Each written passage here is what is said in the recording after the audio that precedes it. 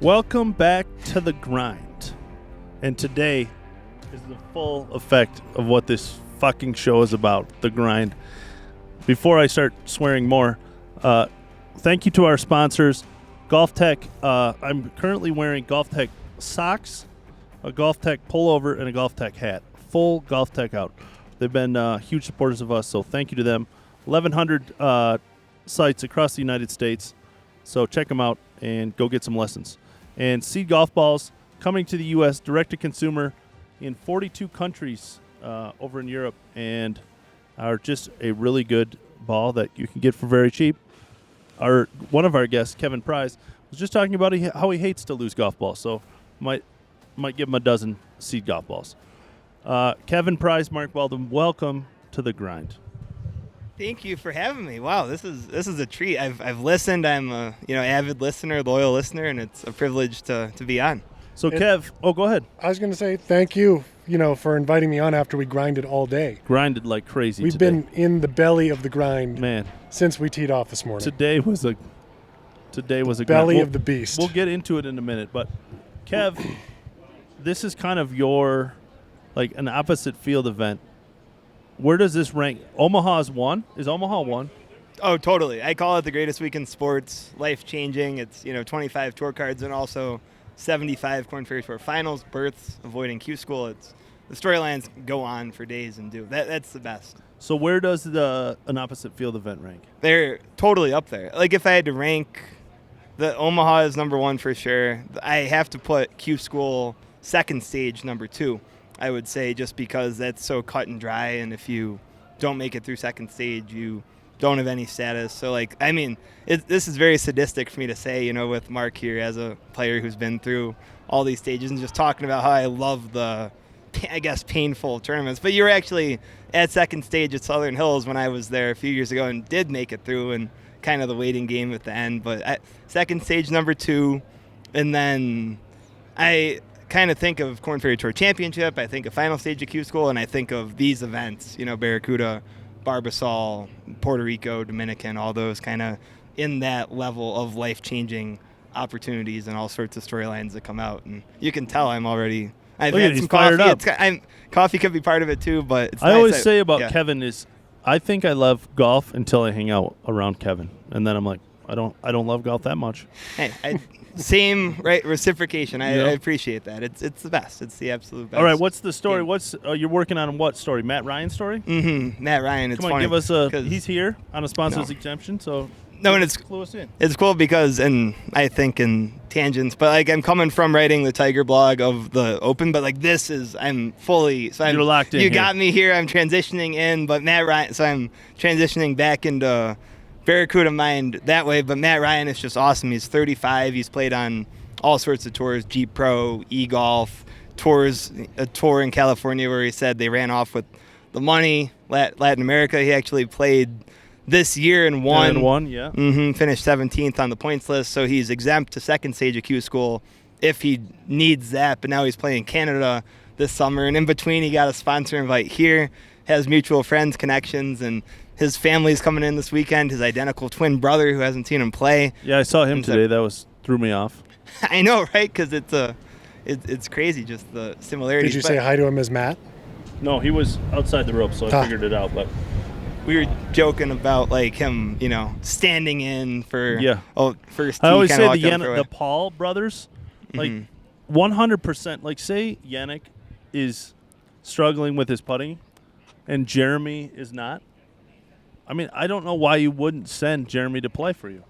It's almost like no one would know. Literally, no one would know. They look identical. It's like an alternate shot, but just on a season-long basis. I'm go playing along like shit. and hey, can you go in for me? I really need to finish in the, top 10. I don't know.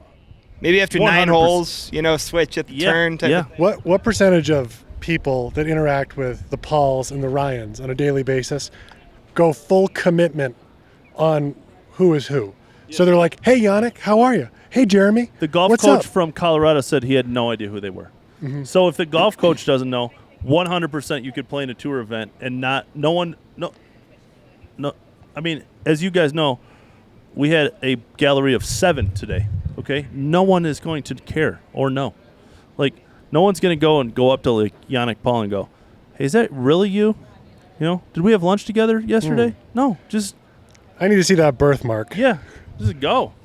All right. I have some friends. My brother has friends back home in Buffalo, Andrew and John, and I've known them for 15 years, and I still cannot tell them apart. Voice, it drives me nuts. I call them by their last name because I just don't know. I was going to really put you on the spot and say something like, who's the worst person you work for at the tour, but I won't do that. No. Maybe we'll Tell save, us your best. save that for later in the show. Yeah. Tell us your best experience on tour. What's your favorite story of your time at the tour? Favorite, not by far. I mean, it can be personal. Yeah. Or like an event you covered or a story you covered. Where do I even begin? I got to think back to it. The start is always kind of the special. So it's 2012. I'm out doing my senior college project, which is how I got into covering the KFT back when it was a nationwide tour. I loved it when I was in high school and middle school. And it's funny because a lot of the guys, I always rooted for a lot of grinders, guys like Omar Uresti, who's here this week, Bob Heinz, Jeff Breho. These were the guys like I would follow, and we had the old tourcast, and they'd be on the PGA Tour, and they'd fall back to the Nationwide Tour, and I'd be like frustrated that I couldn't really didn't have much coverage of them. So I was like, I want to change that. I want to try to like get into that, so the people like me, however they are, who knows, but like the people like me who want to follow, and family and friends and everything, can follow along. So 2012, I did my senior college project at Syracuse, went to 5 tournaments, traveled around, slept in a lot of, cheap motels. They gave me a $2,000 stipend and I wanted to see how far I could get with that. So 5 tournaments was the number that I ended up on. Please describe the worst motel. Yeah, that would be you stayed amazing. in during that Worst stretch. motel ever. Come on. This wouldn't be called a motel, but it was one of the tournaments, and then I have another motel too, but one of the tournaments, my brother and his friend came with us, and we were driving from Wichita back home. We were stopped Wichita to Evansville, in between Wichita and Evansville, and there was an amusement park on the way. Sure. And they really wanted to go. So I'm like, all right, we have a choice. We can either go to the amusement park and sleep in the car or get a hotel. And they opted to sleep in the car. No chance. So we parked, and it's like, 90 degrees outside, midsummer in middle America. So one of the kids, my brother's friend, is sleeping on the roof of the car. Me and my brother are in the car. We go into like the adjacent like campground area to shower. So it was quite the experience. Well, tell us your hotel story quick, and then we're going to get to Mark, because look at how the grind is he wants to get home. Exactly. I still need to go to the range and still need to work it out. Yeah, fair. To grind. The motel story, the Wayfaring Buckeye Hostel in Columbus, they gave me like an attic room where I had to like crawl up to the attic. I could not even like stand in there. I had to like slither and roll my way in. So. That's amazing. But it slither into my room. That's amazing. Builds character though, Now the Holiday Inn Express, I feel like I'm in a Ritz. It's amazing. It wasn't fit. It was fit for a reptile. Yeah. That's how. Mark, let's talk about today. Kev, feel free to fire questions whenever you're ready. All right. It is a grind today. Today is the meaning of it. You hit the ball really well overall. That's the thing about playing out here is you don't have to be off by much, and all of a sudden it gets difficult. So pro-ams, pins are in the middle, no pressure, practice rounds, and then all of a sudden the stakes get a little higher and the pins get tighter to the edge, and the angles aren't as obvious and easy because you're playing from the wrong side of the hole and the wrong side of the pin, and you just start playing defense really quick out here if you're not super spot on deft. And so I thought we weren't far off today. We just got on a couple of bad breaks and pretty much playing for the first 12 holes, playing from the wrong side of the hole. Is it more frustrating today, or is it more frustrating like when you don't have it and you shoot whatever we shot? There's no score. There's only points in this system, so I don't know what we shot, even or 1 over, whatever. Like, is it more frustrating when you're that close and you're playing well and you catch a couple bad breaks and a couple bad swings equals no points? Or is it more frustrating when you don't have it, and you just like. I think it's more frustrating when you're just out of the game, and we're certainly pretty far from being out of the game. I think in the points game especially, we can turn it around in 2-3 holes tomorrow. Mm-hmm. I mean, start out birdie, eagle, birdie, and all of a sudden it erases an entire day of not being able to get anything going. That's the beauty of the points game. Yeah, we played with Joel Still? I don't even know his last name. Stalter. Yeah, Stalter. And, he really just didn't play very well most of the day, and then made an eagle on our 11th hole. And, he finished he made double on the last, so I don't know. But at one point, he was like at 6 points. And you would look at his shots and go, if you just saw his shots and didn't know his score, you'd be like, what did he shoot? 75? But that's Stapleford. Like, we make eagle on 2 in the early afternoon tomorrow, and you're like, whoa, now all of a sudden we're good. Mm-hmm. That's the thing is, like, right now, I have no idea. I haven't looked at scores. I don't remember even what the cut was last year. Was it like 6, 7, something like that? I think it was 8 last year. 8. Yeah. I think the course is slightly tougher this year, but the greens are a little bit slower, so that may balance out. So it'd probably be pretty similar. Right now, it feels like, man, gonna have a really good one to get inside the cut line tomorrow. But you just have to have a good hole. But yeah, really, just go birdie eagle on the first 2 holes, and then it's all of a sudden you shift from let's get inside the cut line to like let's chase down that lead. Yeah, par fives were the problem today, Mark. We played them 1 over. Yeah. Is that what you look at as? Well, what went wrong? How do you assess the round today? Like, how do you look back and get better for tomorrow? Like, what things do you look at, or do you just try to forget it and go? Yeah, so birdies are 2 points, right? And there were the 3rd hole of the day and then the 15th hole of the day. I'm right up next to the green with they weren't easy shots, but they were shots that I'd expect to have inside of 10 feet off of the pitch shot that I had. And, they were just like slightly tricky lies and angles, and I hit 2 poor shots and then followed it up with, another poor putt, and then all of a sudden I make 2 bogeys. I made 2 bogeys. Mm-hmm. So I go from, instead of being -4, like I would probably be that way 70% of the time, 60 Plus to 70% of the time. Right, yeah. 4 instead of getting 4 points. Yeah. Now I lose 2 points. It's a 6-point swing. And when I made that second bogey with 4 holes to play, I just wanted to put my head under the pond there and just yell. Yeah. Was there any decision you guys made today that you wouldn't make in a stroke play event? No. All the same. Do you does the fact that you're playing points come into mind at all, or like as you're making a I think the only decision, decision, it's a good question, because we have talked about whether we play differently at all. But I think we still would have ended on the same club, Kevin. On hole 2, which is our 11th hole, Mark had like 270 in, I think. And a 4-iron could have got him to the front. I think in stroke play we would have discussed it more.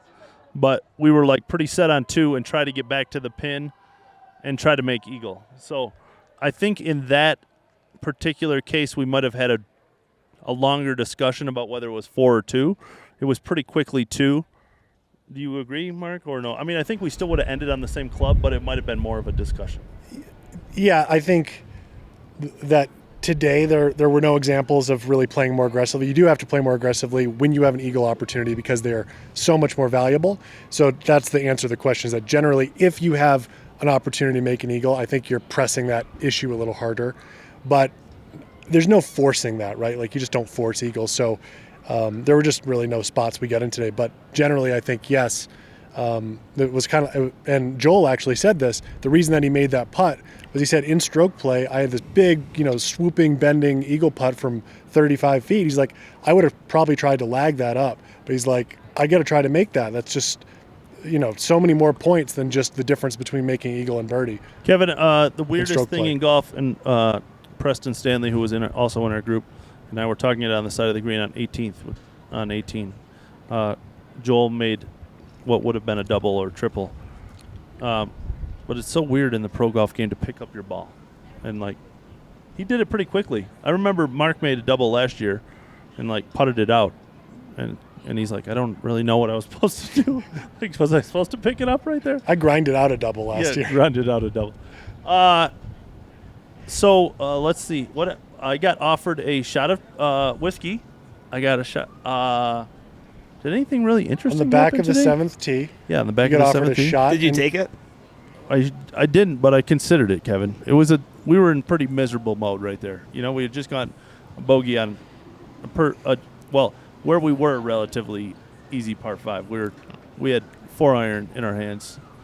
You don't want to walk away with 6. But not only did they offer you a shot of whiskey, they said, "Does offered the anyone in the players. group want a shot Yeah, of whiskey?" and he was just he was from Bushmills, but he was just walking around with a bottle of Bushmills.